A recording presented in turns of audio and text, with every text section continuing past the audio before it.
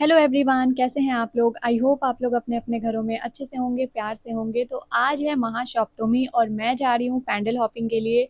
तो सोचा क्यों ना एक लॉन्ग व्लॉग रिकॉर्ड किया जाए। तो मैं ऐसे लंबा सा व्लॉग नहीं बनाती हूँ, रोज मिनी व्लॉग ही डालती हूँ, लेकिन आज मैंने सोचा कि बहुत ही स्पेशल डे है तो रिकॉर्ड करते हैं। पता है गाइस, पिछले साल दुर्गा पूजा में ना मेरे 1000 सब्सक्राइबर भी नहीं थे, लेकिन इस साल आप देखो 60K प्लस यूट्यूब फैमिली मेरी बन चुकी है और मैं बहुत ज्यादा खुश हूँ। भले मुझे यूट्यूब से एक पैसे अभी तक नहीं मिले हों या फिर कोई भी ब्रांड प्रमोशन नहीं मिला हो, लेकिन मैं इतने सारे लोगों के प्यार से बहुत ज्यादा खुश हूँ और बहुत ज्यादा ग्रेटफुल हूँ। मतलब मैं तो कभी सोच भी नहीं सकती थी कि मतलब मुझे इतने सारे लोग इतना ज्यादा प्यार करेंगे। पता है गाइज, मैं ऐसे लॉन्ग ब्लॉग तो पहली बार रिकॉर्ड कर रही हूँ, तो थोड़ा सा भी गलती हो जाए तो आप लोग मुझे माफ कर देना, बिकॉज मैं बहुत ज्यादा एक्साइटेड हूँ। जैसा भी बने गाइज, आप लोग कमेंट में जरूर बताना कि कैसा व्लॉग बना है। मैं तो बहुत ज्यादा एक्साइटेड हूँ, कुछ भी बोले जा रही हूँ, लेकिन आप लोग कमेंट जरूर करना और बताना कि कैसा व्लॉग बना है।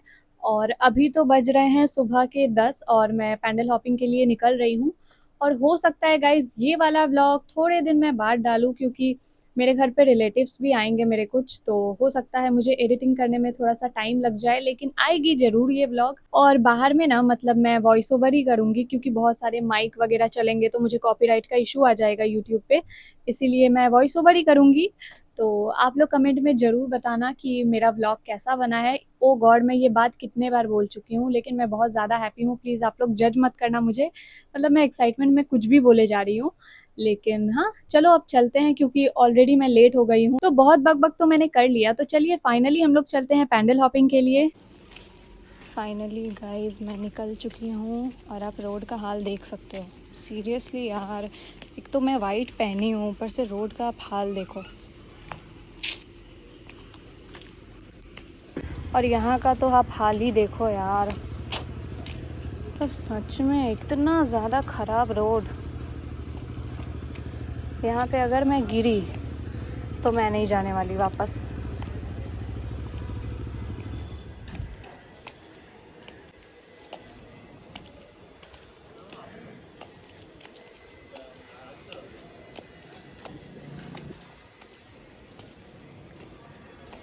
बारिश भी आने वाली है गाइस, बट क्या ही कर सकते हैं, जाना तो पड़ेगा। पता है मैं 2 घंटे से बैठी हुई थी रेडी होके, और मेरे को वापस घर भी टाइम से आना है।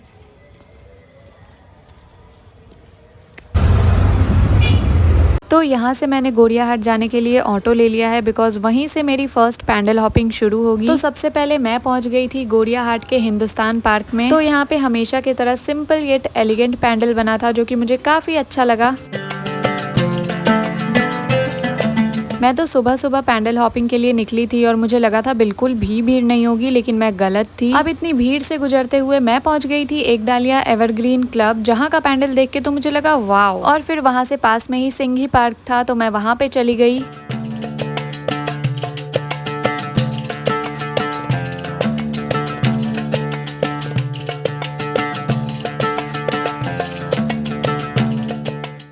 और गाइज बहुत सारे लोग मुझसे ये ड्रेस का लिंक मांग रहे थे, लेकिन मैं बताना चाहूँगी कि ये मेरी दीदी ने मुझे गिफ्ट किया है और उन्होंने ये ऑफलाइन मार्केट से लिया था। फिर भी मैं आप लोगों के लिए ऑनलाइन ऐसी सिमिलर ड्रेस ढूंढने की कोशिश करूंगी। अगर मुझे मिल गई तो मैं टैग प्रोडक्ट में लगा दूंगी, तो आप लोग एक बार चेक कर लेना डिस्क्रिप्शन बॉक्स। और मैं अपने नेक्स्ट पैंडल हॉपिंग के लिए पहुंच गई थी हिंदुस्तान क्लब, और वहाँ का थीम आप देख ही सकते हो कितना ज्यादा ब्यूटीफुल है। हर जगह माँ के अलग अलग रूप, अलग सी एनर्जी, और लोगों के चेहरे पर वो ही मुस्कान। ये सिर्फ डेकोरेशन नहीं थी, बल्कि मुझे देखी हर पैंडल में भक्ति का जज्बा और लोगों का प्यार।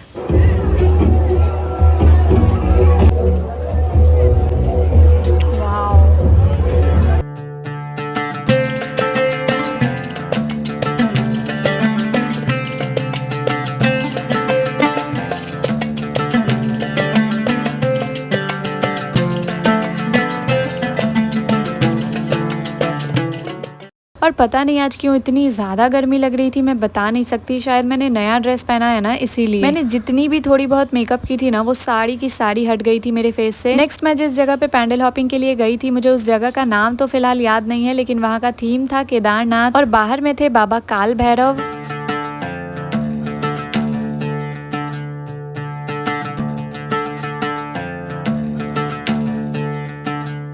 अब इतने सारे पंडाल के दर्शन करने के बाद मैंने खरीद ली थी पानी की बोतल, क्योंकि आज बहुत गर्मी थी। और अब बारी है उस पंडाल की जहाँ कदम रखते ही ऐसा लगा जैसे वक्त पलटकर हमें किसी शाही महल के दरवाजे तक ले आया हो। मुझे तो एकदम राजस्थानी हवेली वाली वाइब्स आ रही थी।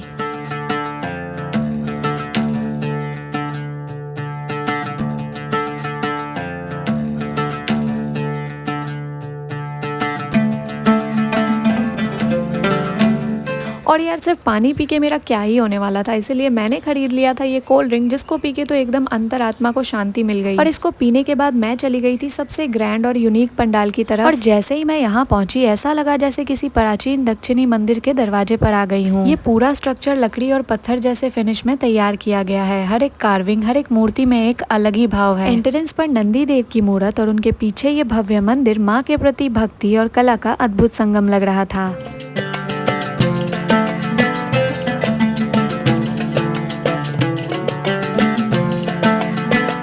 पूरा शहर देवी दुर्गा की शक्ति का उत्सव मना रहा था, तब ये आंटी अपने अंदर की शक्ति दिखाने में लगी थी। कोई सेफ्टी नेट, ना कोई डर का एहसास, बस एक फोकस नजर, एक बैलेंस की डोर और लोगों के चेहरे पर छोटी सी मुस्कान लाने की कोशिश। और वहां से मैं चली गई अपने नेक्स्ट पंडाल के डेस्टिनेशन पे, जो कि था देशप्रियो पार्क में। और ये था बाहर के पंडाल का दृश्य।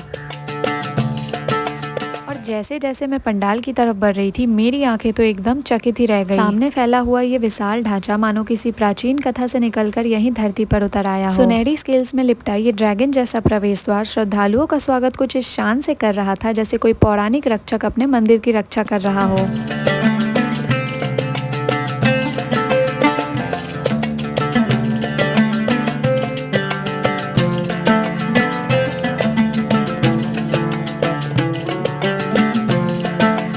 के बाद मैं निकल गई थी कोलकाता के स्ट्रीट्स पे और इतनी तेज की धूप लग रही थी, मतलब मैं क्या ही बताऊं। लेकिन यार सिर्फ मैं ही अकेले नहीं थी, मेरे साथ बहुत सारे लोग थे जो इसी गर्मी में पैंडल हॉपिंग कर रहे थे। और गाइज मुझसे ये ब्लॉग डालने में थोड़ी सी देरी हो जाएगी, तो प्लीज आप लोग मुझे माफ कर देना, बिकॉज मैं और भी चीजों में थोड़ी सी बिजी चल रही हूँ। और गाइज आपको पता है मेरे पास इस टाइम पे अम्ब्रेला भी था, पर पता नहीं मैं उसे क्यों नहीं खोल रही हूँ यार। गाइज आप लोग कमेंट करके जरूर बताना मुझे कि मेरा ये ब्लॉग कैसा बना है। मुझे पता है मैं उतने अच्छे से नहीं बना पाई हूँ, लेकिन फिर भी आप लोग कमेंट करके जरूर बताना। और यहाँ से मैं जा रही थी एक ऐसे पंडाल पर जहाँ माँ दुर्गा के साथ साथ उनके अर्धांग भगवान शिव का भी दिव्य रूप दिखाई देता है। पूरा पंडाल शिव जी के रूप में सजाया गया है। बीच में एक बड़ा सा शिवलिंग है और उसके ऊपर शिव जी का रूप विराजमान है। उनके सर पर सांप लपेटा हुआ है जो शिव जी का एक पहचान है। जब मैंने इस भव्य पंडाल के अंदर प्रवेश किया तो मुझे सबसे पहले जो चीज महसूस होती है वो है घंटियों की गुनगुनाहट।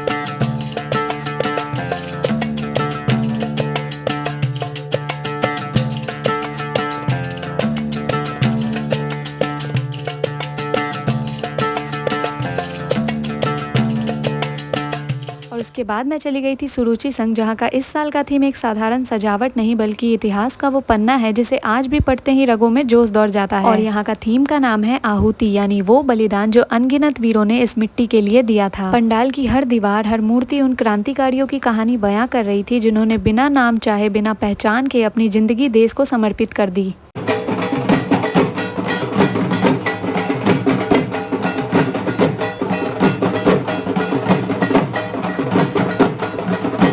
और ये थी मेरी आज की लास्ट पैंडल हॉपिंग। इसके बाद मैं चली गई थी यहाँ से घर। अब मैं मिलूंगी आपको अष्टमी के दिन।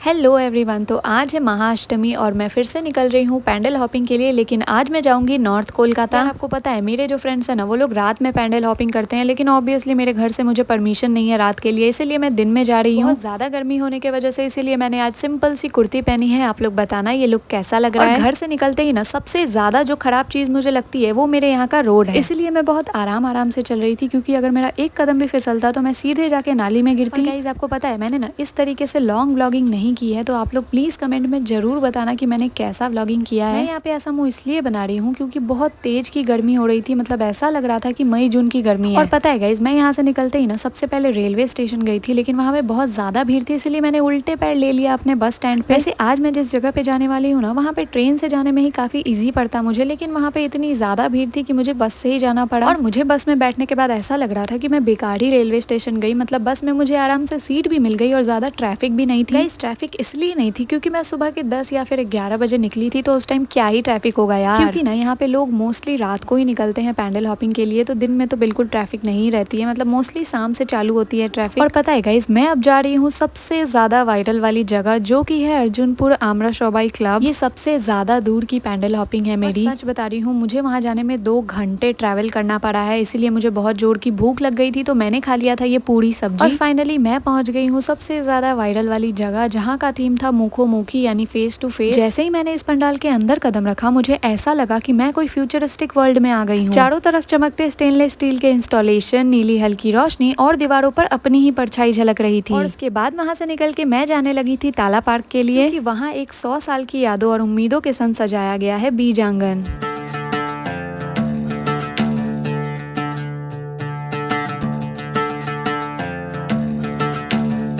जैसे ही मैंने इस पंडाल के अंदर प्रवेश किया ना, ऐसा लगने लगा मानो हर बीज में एक कहानी छुपी हो। सिर्फ सजावट नहीं है, यहाँ हर इंस्टॉलेशन, हर लगी हुई जड़, हर हरियाली एक स्मरण है कि हम किस धरती पर खड़े हैं, किस जमीन ने हमें पाला है।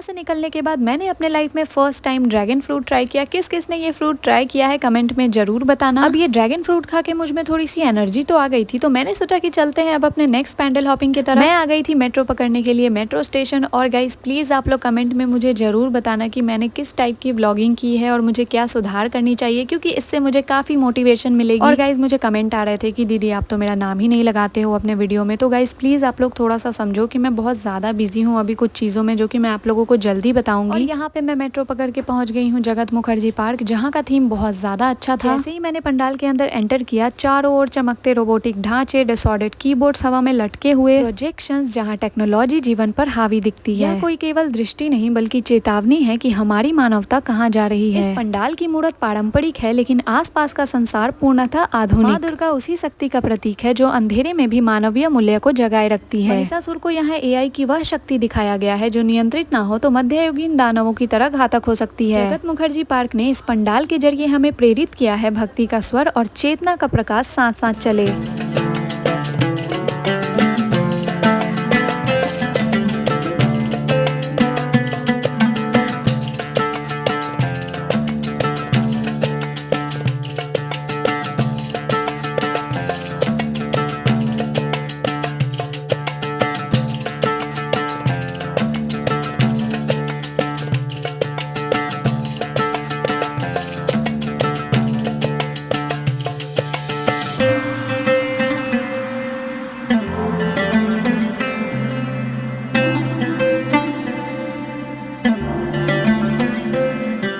इसके बाद मैं चली गई थी संतोष मित्रा स्क्वायर, जहाँ का इस साल दुर्गा पूजा का थीम था ऑपरेशन सिंदूर। जैसे ही मैंने इस पंडाल को देखा, मानो ऐसा लगा कि मैं कोई बैटल फील्ड में खड़ी हूँ। वैसे मैं तो यहाँ पे दिन में गई थी तो मुझे उतना लाइट्स वगैरह तो नहीं दिखा, लेकिन अगर आप शाम को जाते तो यहाँ पे चारों तरफ लाइट्स ही लाइट्स दिखती है आपको। माँ दुर्गा की मूर्ति इस वर्ष वॉरियर के मुद्रा में है। सिर्फ देवी ही नहीं, एक शक्ति का प्रतीक। जीती हुई हर लड़ाई, गूंजती हुई हर जीत इस पंडाल की कहानी है। वैसे गाइस मैं सच बताऊँ ना तो मुझे सारे ही जगह का पंडाल, थीम, सब कुछ बहुत ज्यादा अच्छा लगा।